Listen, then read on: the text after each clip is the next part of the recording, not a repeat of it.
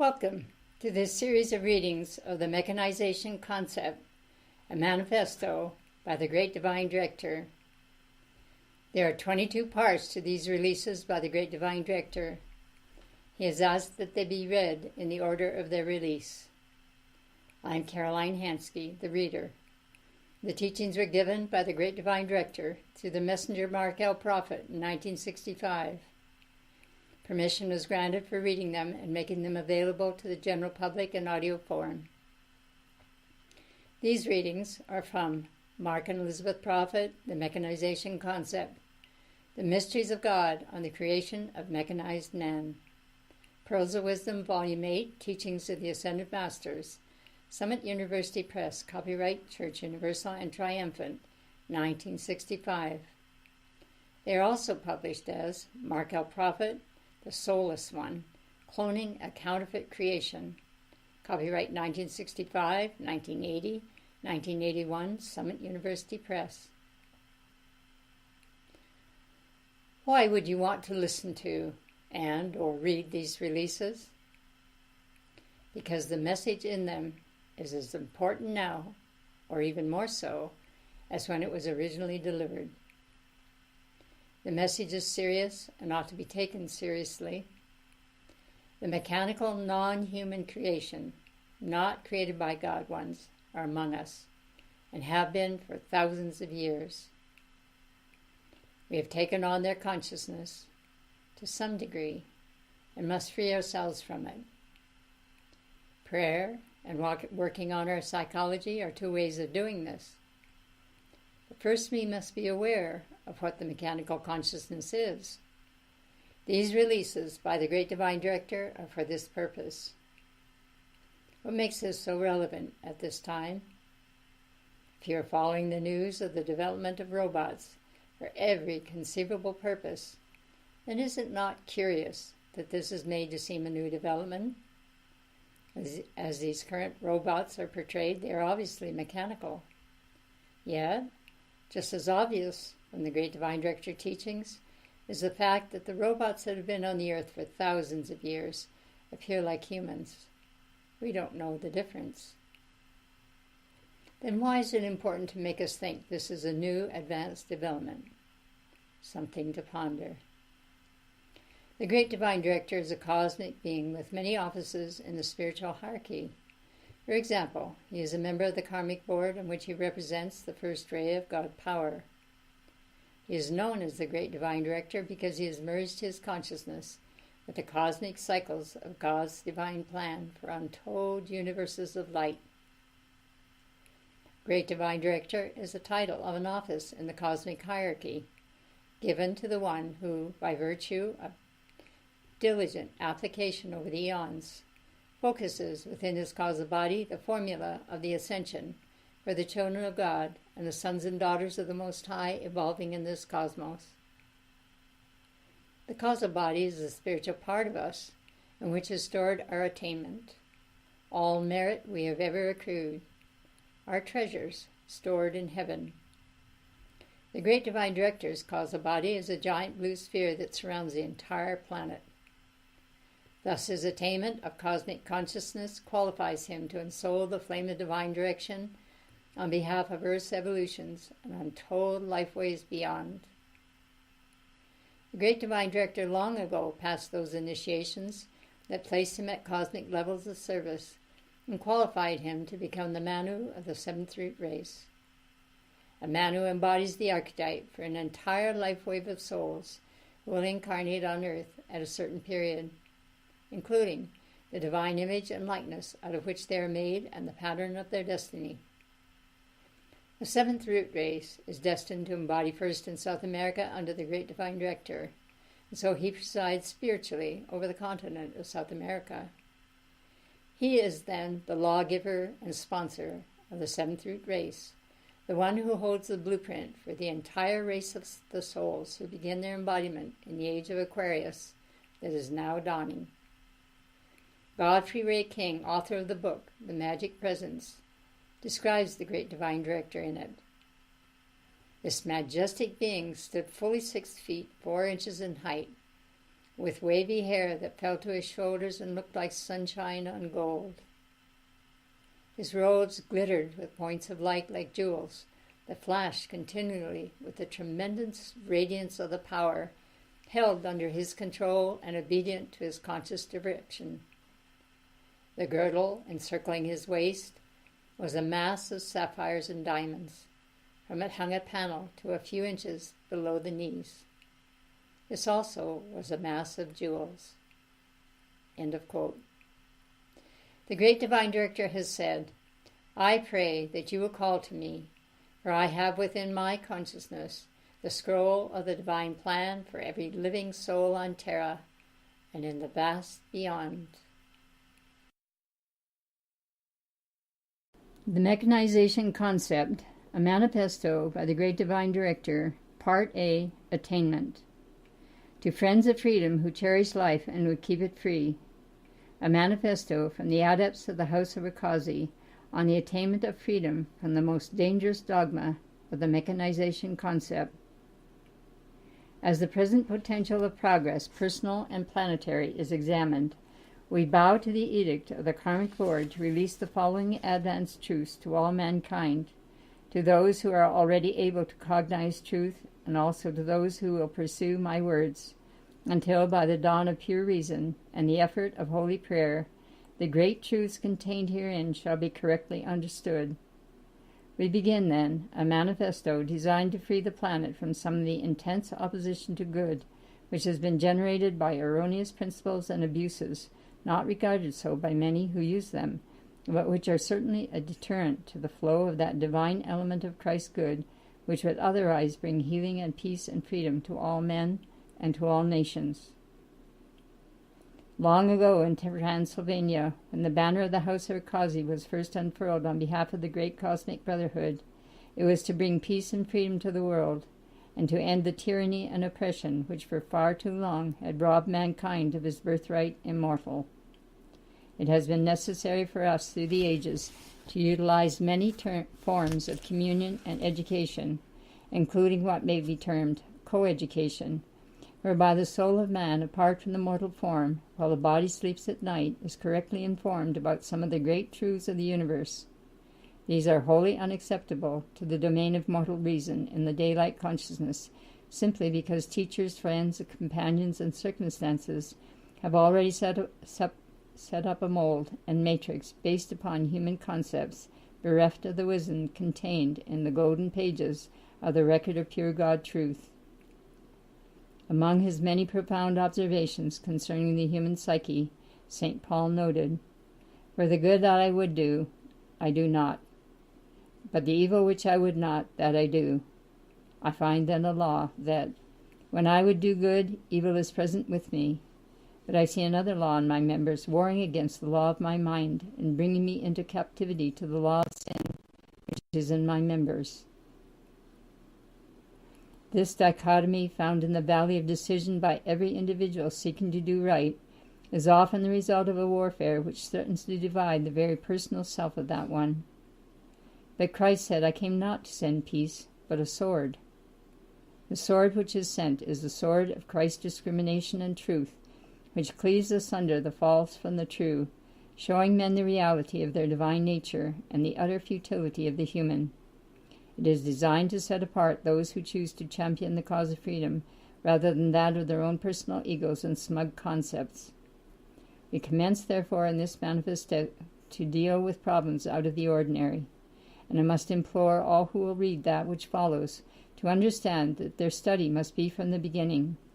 I am therefore causing to be issued with this direction to the Summit Lighthouse Board of Directors, that the following material and companion subject matter, which will proceed for several weeks, is not to be sent to any individual without the first part, which we will herewith label Part A.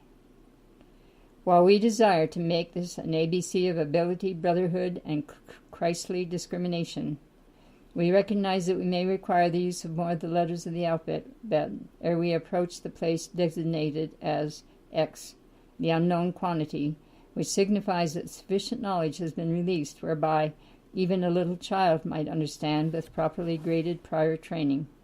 the great God truth which we seek to convey for and on behalf of the cause of freedom. Now let us together read the text of my preamble which follows, and proceed to deal correctly with the problems at hand, which ought to be swept aside, so that every man may know himself even as he is known. We seek then to deal here with old dogmas as well as with currently popular religious theories and concepts in such a manner as to teach by the radiation of truth those positive ideas which will automatically remove elements of negation from the screen of consciousness.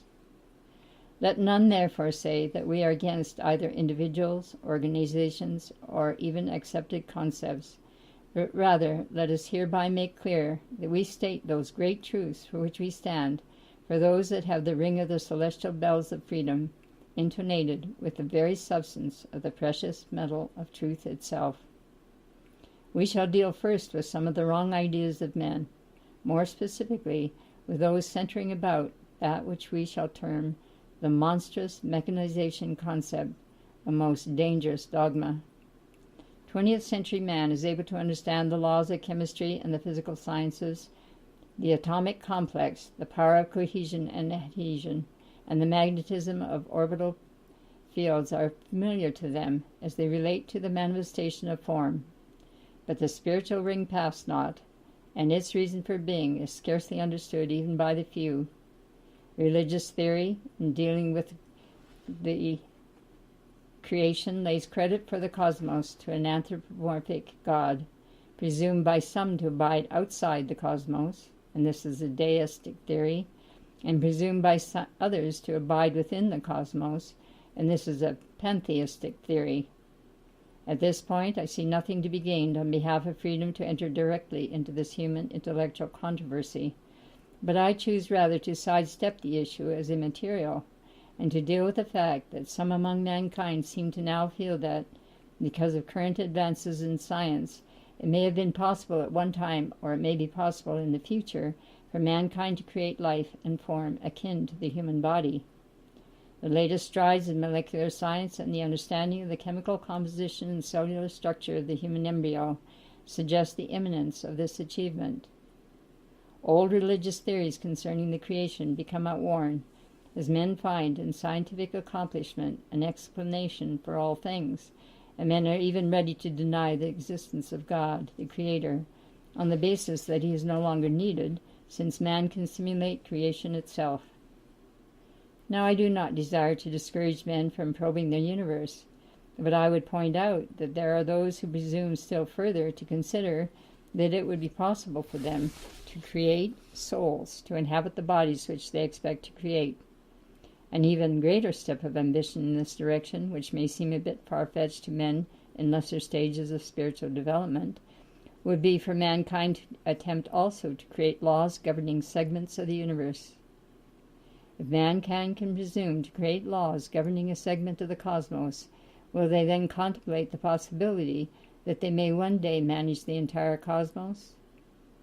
We might term this a manipulation, a man-eye pollution of the cosmos by a manifestation, a man-eye infestation of the cosmos called man. This rulership may appear at first to be the manifest dominion which God himself bestowed upon his original creation in the Adamic era. But when men pause to think in terms of themselves creating a physical body, they must realize that such an approach to the manipulation of life would be akin to the very creation of the universe itself, and could reach that ultimate point of danger upon which subject we choose to warn. Now, I well realize that we give here what is very definitely an advanced phase of our instruction, and we give it to those at all levels, and so state for the record. Our reason for doing this is in order that even the uninitiated in this day and age who require it might have some form of protection against the manipulation of the social structure by man, as well as the manipulation of individuals by one another. For these human manipulations are under the direction of nefarious forces which exist in the world as Antichrist with the express intent of aborting the very Christ plan and design by which God himself hath made all things. You have heard that Antichrist shall come, and even now are there many antichrists.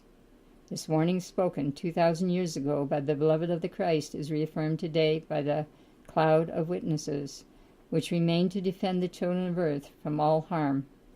For the latter days of an age have been fulfilled, and the crux position of this Kali Yuga must yield to the coming age whose threshold has for some time been forestalled. The tenacity of the old age, its outworn structures which cling as tired garments and worn skins, incapable of retraining the new wine of spiritual regeneration, must give way to the purity of the new doctrine of spiritual at-one-ment, divine attunement, and Christly attainment. Whether through acceptance by contemporary man, or by divinely superimposed catharsis whereby the soul of the planet is purged, the cosmic edict must become a fait accompli. As the dying might and embers of the past age continue to burn through the long night, as the first rays of the regenerate dawn with their immortal stirring become a hope to the world of better things to come, the Spirit of the Lord moveth again as of old upon the waters of human consciousness to reform the perfect image. Now I think that I have the record before me, and the thoughts of ancient Akasha, as well as the projected aspirations of the Brotherhood, which are evidence of great blessings to come, when the purging is complete, and the mind of man shall have accepted the vastness of its own unfettered spirit, and when the psychic straws that have broken the backs of many a camel are removed, then shall the soul expand not upon the back of mechanical virtue, but upon the inherent grace of God, born afresh daily in the reality of being, in the ritual of becoming, in the Creator and Sustainer of all good. I urge, therefore, that all, including those who are but beginners on the path, as well as the most advanced, shall understand that this type of instruction will require meditation and balance. We do not speak here in a vain design to drive men from a state of rationality to one of confusion, but rather do we seek to clarify, by careful planning, some of the basic concepts which have been used to drive in against civilization from hidden levels of negation, for these do captivate the being of man in an insidious and subtle manner without his awareness. The subject matter which I am discussing herein is very familiar to beloved Jesus and to beloved Saint Germain and Mother Mary and to all those who have attended the inner level schools of the Brotherhood. Those who are privileged to attend these upper level classes in the etheric realms are progressively informed concerning the development of great civilizations which existed on other systems of worlds even before the birth of this planet or of its systems. They are also informed of the great matrix of hope that is held in the heart of the great silent watcher for the lifeways now connected with the planet Earth. It is no small grace, then, that in discussing what we have termed the dangerous dogma of the mechanization concept, we pursue it relentlessly until it is made clear to all. It must first be presupposed, and that correctly so, that God in the beginning, by the creation of man in his own image, did express the innate desire of the Godhead that man, made in his own image, have the inherent gift and power of free will. Man's use of free will, when directed according to the divine design, could produce only the same perfection as the Godhead itself would produce. Only by misuse of the free will principle could the individual monad miscreate and thus produce imperfection, thereby falling from the inherent grace of the divine pattern. The power to create with which man was originally endowed in a grander manner than he now retains has been curtailed through the years by the karmic board as an act of mercy to the universe as well as to the individual life stream, who has been restricted insofar as his karmic balance is concerned. Pause to consider the enormous karmic penalty which would be exacted if man exercised the power of destruction at the scale of a solar system or even a planet. Restricting him to the point where he could be capable only of temporary self-destruction would be to make him responsible in the main only for his own life and a limited influence upon others. Yet, mankind do in this current hour hold the keys to a far greater destructive potential than they ever realized, and which has held back the manifestation of universal good for ages. I shall continue this dissertation in next week's Pearl of Wisdom, where we have not even begun to explore the mechanization concept. Graciously I am, for the expansion of divine understanding, the great divine director.